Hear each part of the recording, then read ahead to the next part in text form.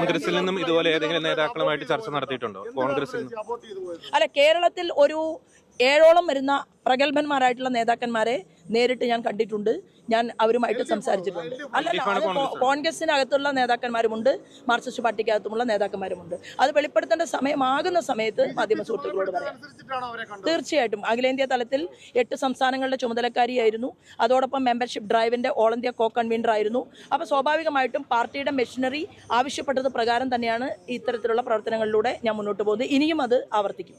ഈ 7ഓളം നേതാക്കളുമായിട്ട് ചർച്ച നടത്തിയെന്ന് പറയുന്നു. അത് എത്രത്തോളം വിജയിച്ചിട്ടുണ്ട്? അത് ഏത് ഘട്ടം വരെ എത്തിയിട്ടുണ്ട്? അല്ല, അത് ഞാൻ പറഞ്ഞല്ലോ, കേരളത്തിന്റെ മുഖ്യമന്ത്രി പദവിയിലേക്ക് ഭാരതീയ ജനതാ പാർട്ടി നേതൃത്വം നൽകുന്ന NDA കടന്നു വരും എന്ന് പറയുന്നത് ആ ചർച്ചയുടെയൊക്കെ വെളിച്ചത്തിലാകാൻ സാധ്യതയില്ലേ?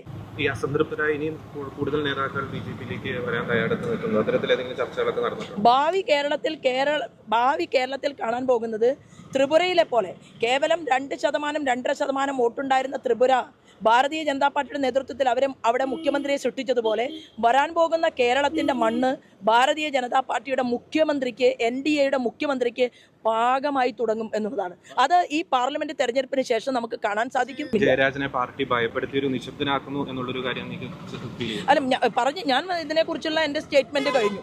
പക്ഷെ ഒരു കാര്യം ഞാൻ പറയാം, ഇത് വെള്ളരിക്ക പട്ടണമല്ല. കേരളം എന്ന് പറയുന്ന സംസ്ഥാനത്ത് കൊലക്കത്തിയുമായിട്ട് മുന്നോട്ട് പോകുന്ന ആ ഒരു സാഹചര്യമുണ്ടല്ലോ, അത് എപ്പോഴാണ് കത്തി താഴെ വെച്ചത്? കേരളത്തിൻ്റെ മുഖ്യമന്ത്രി പിണറായി വിജയനും കൂട്ടരും കത്തി താഴെ വെക്കാൻ തയ്യാറായത് നല്ല ചങ്കുറപ്പുള്ള അമിത്ഷാജി ഹോം മിനിസ്റ്ററായിട്ട് ഈ രാജ്യത്തിൻ്റെ ഭരണകൂടത്തിൻ്റെ തലപ്പത്തുള്ളത് കൊണ്ടാണ് എന്നുള്ള ഒരു ബോധ്യം അവർക്കും ഉണ്ടായിട്ടുണ്ട് എന്നുള്ളതാണ്. ഞങ്ങൾക്ക് ഒരുപാട് ആളുകളെ ബലിദാനികളാക്കേണ്ടി വന്ന മണ്ണാണ് കണ്ണൂർ. കേരളത്തിലാകമാനം അത് സംഭവിച്ചിട്ടുണ്ട്. ഭീകരവാദികളുടെ പിറകിൽ നിന്നുകൊണ്ട് സഹായം ചെയ്തു കൊടുത്തുകൊണ്ട് ഞങ്ങളുടെ ആലപ്പുഴയിലെ തന്നെ നന്ദുവിനെ കൊലപ്പെടുത്തി, രഞ്ജിത്ത് ശ്രീനിവാസനെ കൊലപ്പെടുത്തി. ആ ഭീകരവാദികളുടെ വോട്ടും വാങ്ങിയിട്ട് ആരിഫിന്റെ തെരഞ്ഞെടുപ്പ് പ്രചരണത്തിന്റെ കൂടെ ഉണ്ടായിരുന്ന PDP-കാരുടെ കൊടിയാണ്. അടുത്ത നിയമസഭാ തെരഞ്ഞെടുപ്പിൽ BJP സാധ്യത.